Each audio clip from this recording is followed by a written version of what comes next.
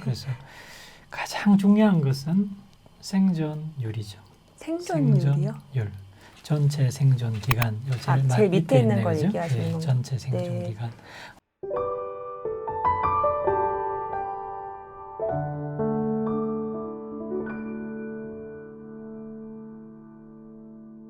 네, 우리가 좀 전까지 약제 복용법이나 이런 약제가 있다. 또 이런 기전들이 나눠진다라는 걸 얘기했는데 지금부터 그 선택에 대해서 좀 더 얘기를 해보고자 해요. 근데 선택을 할 때 어떤 효과가 좋을까 이런 게 사실 가장 중요하잖아요. 근데 그 효과를 나타내는 지표라고 할까요?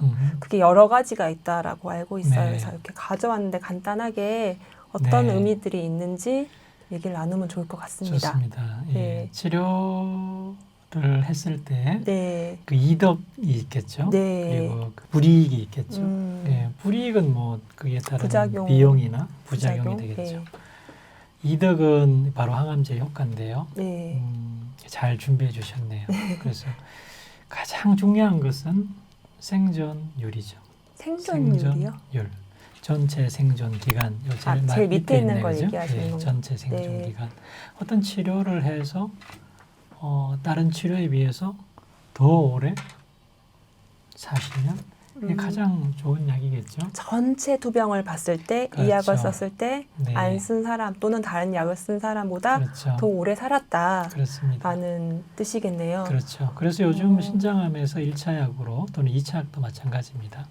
어떤 약이 허가를 받기 위해서는 이 약이 임상약이 네. 기존의 표준 치료보다 사용했을 때 더 환자분의 생존 기간을 늘린다는 것이 증명이 돼야 허가를 받습니다. 저는 좀 약간 어려운 부분인 게 여기 다른 여러 가지 지표들이 있는데 이 전체 생존 기간이라는 거는 그 약 쓸 때뿐만이 아니라 그렇죠. 다른 약을 썼을 때 전체 기간이잖아요. 그러면은 그렇습니다. 환자 입장에서는 당장 내가 암이 줄어드는 게 얼마나 되나 또는 이 약을 얼마나 오래 쓰냐 이런 게 중요한 것 같은데 네. 이게 생존 기간이 가장 중요한 지표라고 하셨잖아요. 네. 그렇게 말씀하신 이유는 생존 기간은 네. 도저히 이 개개인의 주관적인 판단이 들어갈 수 없는 영역입니다. 치료 시작에서 네. 환자분이 돌아가시기까지 기간. 그런데 그 반면에 나머지 항암제 효과를 나타내는 지표들 네. 위에서부터 반응률, 네. 부분 반응, 완전 반응, 그리고 질병 조절률 이건 전부 다 사진을 가지고 판단하는 거예요. 우리가 얼마나 저번 줄였나? 시간에 그렇죠. 예. 저번 시간에 그 횡단면을 촬영해서 치료 전에 비해서 치료 후에 그 직경이 30% 이상 줄면 부분 반응. 그 부분 반응의 퍼센트가 부분 반응률이에요. 네. 그리고 완전 반응, 종양이 없어지는 것. 그리고 부분 반응과 완전 반응을 합치면 그 퍼센트가 객관적인 반응률이에요. 우리 ORR이라고 하는 그렇습니다. 객관적 반응률이 예. 되겠네요. 그리고 우리가 그 사진을 촬영했을 때 네. 나빠지는 환자분들이 있죠. 네. 그 진행성 병변, 그래서 직경이 20% 이상 커지시는 상승하는.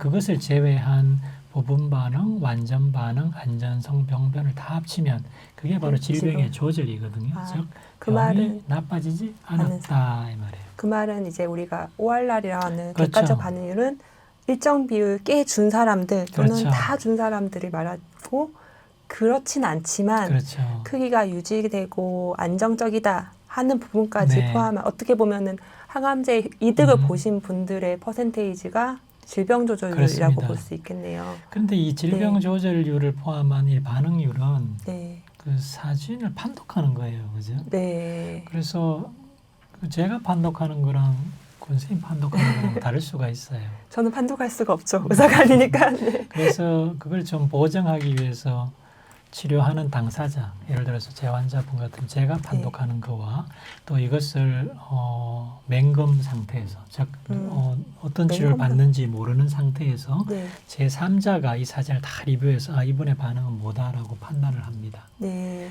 그런 차이가 많게는 18%, 20% 차이 나요.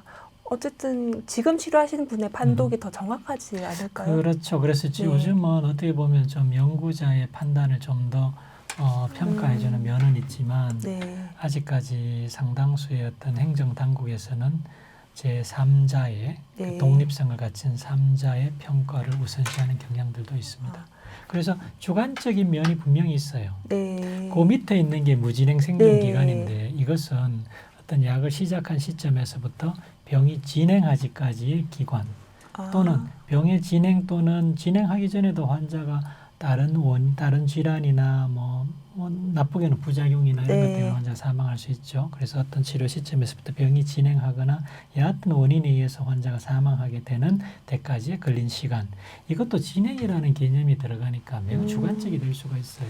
그러네요. 제가 생각해서는 진행이지만 다른 선생님이 사진을 봐서는 진행이 아닐 수도 있잖아요. 이 정도는 뭐 써도 되지 그렇죠. 않냐 하는. 그래서 전체 생존 기간을 제외한 나머지 항암제 효과를 나타내는 지표는 주관적인 의견이 들어가서 그것에 의해서 변화가 될 수 있다라는 거죠. 그래서 저것만 가지고는 허가를 어렵다. 내어주지 않는 경향이 있죠. 아. 그렇지만 약이 전혀 없는 그런 상황 있잖아요. 네. 그런 경우에는 예전에 수태는 처음 허가를 받을 때 그 무진행 생존 기간으로 받았어요. 아, 이걸로. 그러니까 네. 무진행 생존 기간은 약을 쓰는 기간이라고 생각하면 되겠네요. 병이 나빠지지 않고 조절해주는 네. 기간요. 그러니까 저희는 네. 이제 환자가 봤을 때는 좋은 약이면은 음, 많이 줄어드는 약이다라고 음, 생각하는데 또 오래 쓴 약이 좋은다고 생각하는데 사실은 환자분들은 항암 치료한 건 그 약만 쓰는 게 아니라 전체를 봐야 되고 이때 가장 중요한 지표를 나타내는 게 전체 생존 기간이라는 네. 걸로 제가 이해해도 네. 괜찮을까요? 예를 들어서 네. 극단적으로 반응률은 엄청 좋고 네. 완전 반응률도 엄청 높은데 독성이 너무 심해서 치료받는 환자의 30%를 잃어버린다. 그러면 안 되죠. 그러면 안 되겠죠. 네. 네.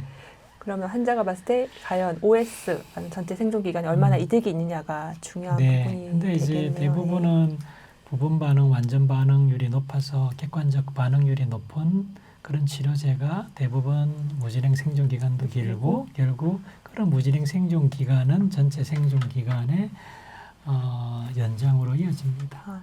대략 앞에 게 좋으면은 마지막도 좋은데 여러 그렇죠. 가지를 고려해서 봐야 된다. 네. 이런 부분이겠네요. 네. 어려운 내용이지만 좀 쉽게 잘 설명해 주셔서 감사합니다. 네.